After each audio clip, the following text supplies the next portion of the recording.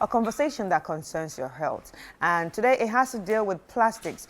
You know, plastics are actually a very integral part of our lives, but as it's, becomes a convenience, it has also become a growing concern because it not only pollutes our environment, but it also affects our health. From the microplastics that we find in the oceans and to the ones that leach into our food and water. So today we are actually pleased to have Dr. Kelvin Owusu, who is a wellness consultant at Violet Medical Center and also our in-house doctor.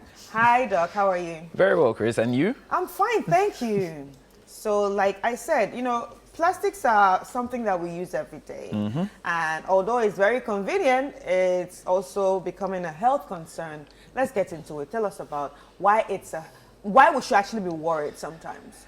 Well, so the thing is, we're actually going to be using more plastics as we progress, because more use for the plastic is coming up every day. There are things that were made of metals previously that are now being made of plastic. So it's quite ubiquitous and omnipresent now. Wherever you pass, there's plastics. It's in our food industry. It's in the health industry. I mean, almost a significant number of the implements we use are being made of plastics. When you go to theater, a lot of the things are made of plastics. You go to the markets, there are plastics there. It's no surprise that we have plastic waste, becoming an issue. But for a long time, the focus has been on how plastics would pollute the environment, would choke our gutters and cause flooding and cause cholera, among other things. When we talk about the health implications, most people are looking at cholera, malaria, typhoid, because it causes, collections of water, right? But in recent times, research is coming up with a lot of alarming information. So, for instance, I don't know if you are aware, but plastics have been associated with the increasing frequency of autism amongst our children. We are seeing plastics have been associated with infertility amongst women and even men. That I can actually speak for a bit, but maybe not infertility, but as a woman, I had fibroids. I had to read about it that, using plastics will increase, your reoccurrence and even the growth of your fibroids. So, I mean, there are lots of things that plastics are causing, even in the non-communicable diseases, so hypertension. We are getting some associations between plastics and cardiovascular diseases, hypertension being the biggest of them, cancers. So there are a lot of things that plastics are causing that we haven't even begun to recognize yet, because the focus is still on the environmental pollution. And even that, we are not winning that war, because every day you drive through the streets of Accra and there are mountains of plastic waste that are left uncollected, and that's a major problem, because it is still a factor in the infectious disease, in respect of infectious diseases. But now we are getting the non-communicable disease also coming up as a result of plastics. And it's scary, we really need to get a handle on this issue. Otherwise, we are setting ourselves up for major disaster. So now, say right now it causes all these problems. Now, how are we supposed to go on with our daily lives without using them? Are there any other, options that you would suggest? So the thing is, there are many different kinds of plastics. I mean, without going into too much detail, because even I am confused about the different types of plastics. But there are many different categories of plastics meant for different purposes. So let's start from there. So for instance, when it comes to our food, because that's a major area where we are getting exposed to plastics. We store our food in plastic containers. Some plastic material are heat stable. Others are not heat stable. So those of us who use microwaves, for instance, you notice that they're rating microwavable and non-microwavable. But you have to also understand that even though some of the plastics are heat stable, at some point they will begin to decompose or break down, and that is where the micro and nanoplastics get into our food. They seep into the food because of the exposure to certain levels of heat. Look on our streets, all the trucks and the people who sell water. Where do they keep the water? In the sun. Meanwhile, there are clear instructions that do not expose to direct sunlight. You see, so this is once the plastic is being exposed to the heat from the sun or the heat from the microwave or whichever source of heat, then it begins to disintegrate and seep into the food or the water that we are going to consume.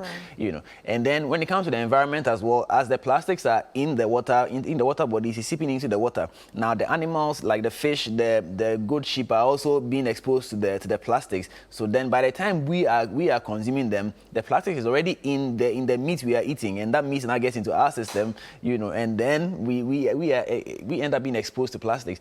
I mean, one particular research actually discovered microplastics in breast milk. They also discovered plastic in the blood of newborn babies. So you see, even before you say you can spell your name, you're already being exposed to plastics. You see, so it's a big deal. And on the policy side, we really need to have a policy where we are regulating what plastic is being used in what space.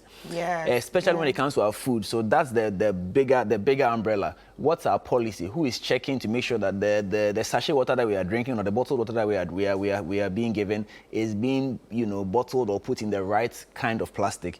You know, overall we need to try and use less plastic, which is where you know, when we were growing up, I don't know about you, but when we were growing up, when you were sent to go and buy food, you actually carry your own bowls in a basket. Yeah, true. You know, that culture has disappeared, and it's because of how much plastic is being put out now. You go to a shop today. So we don't have the culture of reusing. Yes, we don't have that at all. You know, and I have had this experience several times where you go into a shop, you know, you buy a thing and you tell the shop attendant, I will just carry my thing away, and they get upset. Why don't you like my plastic bag? You know, there are other countries in Africa where you go to the mall or whichever shop and you actually are expected to bring your own plastic bag. For example, just Cote d'Ivoire. Yes, it's not too far away. If you don't, you have to pay extra. But in Ghana, if you go to the shop and they don't give you the some people actually demand if the shop attendant does not give them plastic bag, they get upset. You know, so that's where the policy comes in. We need to have an overarching policy when it comes to our use of plastics. Then on the individual level, we need to also understand that it's important that we reduce how much plastic we are using. You know, so if you've gone to the market and you have so many polythene bags at home, if you're going a second time, just carry those same bags so that you go and you reuse them. You see, because if individuals begin to reuse the plastic, then we are not going to be, you know, using so much that it will end up in the landfills and the water bodies, among other things. So there needs to be a policy from the you know, the government side. And as individuals, we need to also be conscious of what we are doing, and we need to also read the labels. You know, so you get a bowl, you know. Yeah, because like you said, there are different types of plastic. So it's actually on us to understand the types of plastic we're using at home. Exactly. You see, the scary bit for me. What about the lunch boxes? It's the same thing. Once anything that comes in, because you see, when it comes to food, you are consuming it directly. So we need to be particular about what our food is being stored in. You know, and if it's indeed plastic, we need to make sure that it's the correct plastic. It's the one that is meant to store food. It doesn't mean, like I said earlier, that you will not be exposed to the microplastics. It just means that there's a lower probability. You know, because again, if you maltreat these plastics, you could end up getting exposed. So we need to make sure that the right plastic is being put in the microwave, or if you are dishing out your hot food, you make sure you are dishing it into the correct plastic, or better still, let the food cool down before putting it in the plastic. And those people who sell the water, especially water and drinks, you know, please do not store them under direct sunlight. You know, sometimes the shop is this way and they've pushed the water onto the sidewalk, you know, right under the direct sun. It's not healthy at all. You know, the health implications are, I mean, we are beginning to see a lot of significant associations between plastic and the non-communicable diseases, you know. And in this era where we are dealing with galamsey and its attendant problems, you know, if you add the plastic menace to the galamsey menace, the future doesn't look too bright. So we really have to get serious with what we are trying to achieve, you see. And we talk about recycling now and other things. Yes, indeed, it's possible to recycle and plastics, right? But it's not all plastics that can actually be recycled. You see. So in effect, we need to put all the three arms together. We need to reduce, we need to reuse, and then we need to recycle the ones that we are unable to either reuse or reduce. You know, so it's important that we get involved in all of these things. You see, let's not stand aloof and think that it's happening elsewhere. It's not too close to us. It is very, very, very close to us. You know, and so we must pay attention.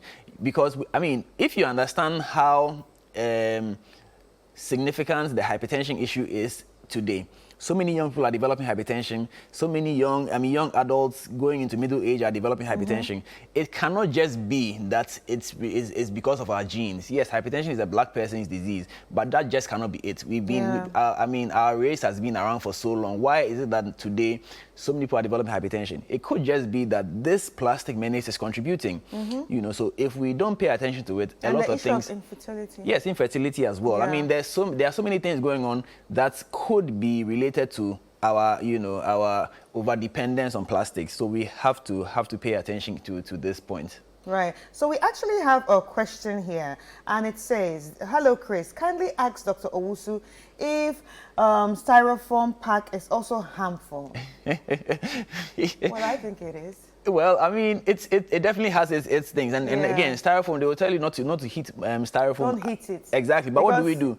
We buy the. See, here's the thing. We go to the food joint. We buy the food in a pack. Mind you, the food is put in a. Let's you go and buy your banku. The banku is in a plastic wrapping already, in a styrofoam pack. Then we put the whole thing in the microwave. Then we turn it on. Now, what are we doing? You see? Yeah. No. Because actually, if you microwave it, sometimes if it goes past the time, it actually starts to burn. So that means obviously the particles might enter the food. Even when you put hot food in it, I think, especially when the food is very, very hot, maybe very hot Indomie, there could be something going on there. There could be some chemical reaction going on there that we don't even know about. It's not there could be. There definitely is. Yeah. I think it's this year, Lagos. You know, Lagos is one of the biggest cities in Nigeria, and also they have this issue of plastics and, you know, the environment. The topic going on right now. So they actually have banned it, styrofoams right now.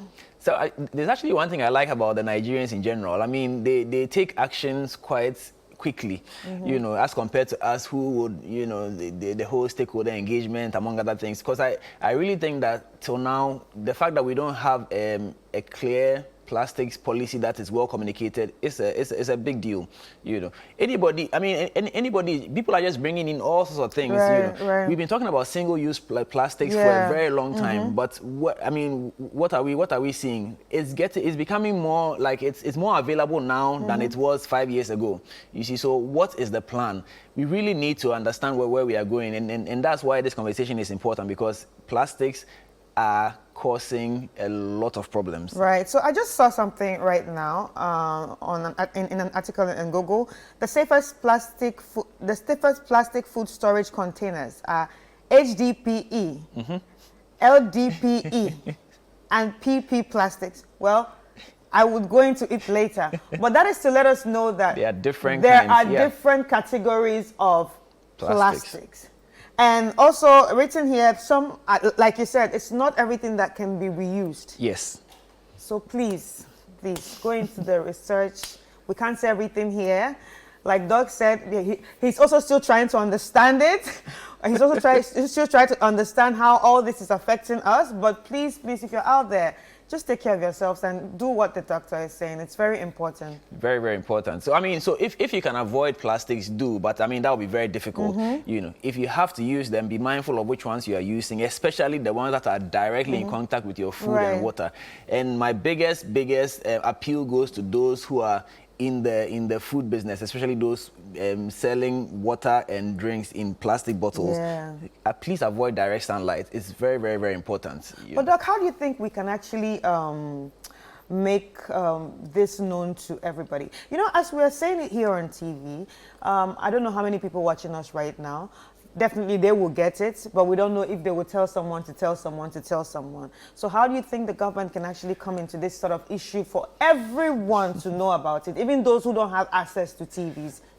So, I mean, I don't think it is that people don't know. People actually know, but because nobody is enforcing the rules, they've taken things for granted. You know, where are the task forces? I mean, the local assemblies have task forces who are actually going out, who are out there, who can actually be agents of change in this respect. There are people in the markets who are collecting tolls every day. They could be agents of change, agents of education in this respect. You see, it's just that we need, like I said, we need the plan so that we can actually implement the plan and then get people to respond accordingly. And those that fail to respond, we sanction them, you know, so that then we can get the right things done. Because honestly, if we leave things to chance the way we are going, the end result is not going to be pleasant at all. Because we are seeing significant effects in the health sector. Yeah, because what actually surprised me in everything that you talked about, because I've read about the other ones, but the particles in breast milk. And that's the part that innocent also, babies. Yes, the baby. That means innocent babies have started consuming whatever. So by the time they get to probably an age where they are supposed to be, you know, actively reproducing, maybe that's when she's going to have an issue with infertility. Yeah. And this is where the autism conversation comes in, because it suggests then that if the plastics can get into breast milk, and the plastics can also get into the brain, because you see there's a blood-brain barrier which is supposed to prevent a lot of toxins from going into the brain, but they have discovered plastics in brain, and that's where the link with autism is coming in. So it's not something that we should be taking lightly at all. It means that there's a generation of children coming up who have been consuming plastics, in quotes, since they were in the womb. you understand? So whatever we do to ourselves, whatever we do with ourselves, our children are going to pay the price. So if we fail to get this plastic menace under control, let me just leave it there. and well, not ironically, but it seems like everything that affects the environment sort of like it has a ripple effect to our health. For example, like we're talking about the galamsey. Like some doctors have said in some years to come, or in the near future. No, we are already seeing it. Yeah, there are going to be more kids with deformities. No, we are seeing it. It's not near future matter. We are seeing it. In the past couple of years, we are seeing a lot more deformities in children born in certain parts of the country, especially areas where this galamsey is going on. You know, they use chemicals like mercury, and mercury is very, very toxic. You see, and they are using the water bodies to they are doing their work in the water body. So this mercury is getting into the water. This mercury is now getting into the fish. You know, we all know that fish is started as healthy food, right? But now the fish is coming up. There's mercury being detected in fish. You know, so is it really healthy? It's a difficult conversation, but it's one that we really, really need to have, because we are putting ourselves at unnecessary risk, to be honest. So, Doc, let me ask you. Obviously, there are people watching and wondering, oh, God, I've consumed a lot. Oh, my God, what am I going to do? Is there a possibility of, let's start detoxing from now? Is there anything like, you know, a process of detox? Does it work? And if it does, how can we detox? So, but the question is, you are detoxing from the thing that you are still using. So how does that work? You see, so that's where we need to. It's not going to be an overnight change. We need to be conscious of this and begin to put measures in place on our own individual level. So I'm actively not going to be, if I go to the market, I'll take the plastic that I already have, take it to the market and come back with it. I'm not going to add any new plastic to it. If I'm going to buy storage bowls, I'm going to make sure that I'm buying the correct storage material, so that there's not going to be any seepage of plastic into the food that I'm consuming or I'm feeding my child, you know. And as the years go by, your body will then be able to deal with the plastic that you have accumulated. It's because it's an ongoing thing. So we have to deal with it. We have to deal with the present and also deal with the avoidance as we go along. It's a very difficult thing to do. And of course, I mean, the plastic companies are also generating a lot of revenue for government. So sometimes I guess that's why they are not too keen to act. But other countries have been able to do it to an extent. So can we just adopt what they are doing? Yes. For instance, why can't we adopt the practice where if you go to the shop and you want a plastic bag, you have to pay extra, because just the fact they have to pay extra will make people bring their own plastic. Yeah, bring your own. Yes. Because I'm sure a lot of people have a lot in the house. Exactly.